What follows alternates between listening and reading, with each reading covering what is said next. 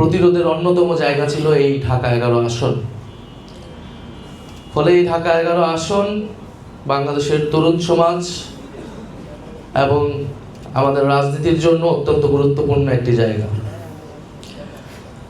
জুলাই গণ অভ্যুত্থানের পরে বাংলাদেশ যেই পথে যাওয়ার কথা ছিল সেই পথে যায়নি, কিন্তু এখনো সব সুযোগ হারিয়ে যায়নি। আমাদের সামনে 12ই ফেব্রুয়ারি সেই সুবর্ণ সুযোগ। আমরা ভুল করতে করতে অনেক পিছিয়ে এসে ঠেকেছি, কিন্তু 12ই ফেব্রুয়ারি আমরা আর কোনো ভুল করব না।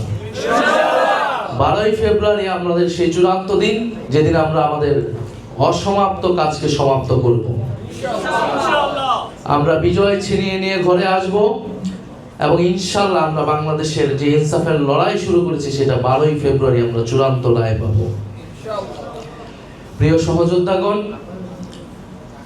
আজকে যাদের সাথে আমরা প্রতিদ্বন্দ্বিতা করছি, জুলাই গণ অভ্যুত্থানে তারা আমাদের সাথেই ছিল কি না?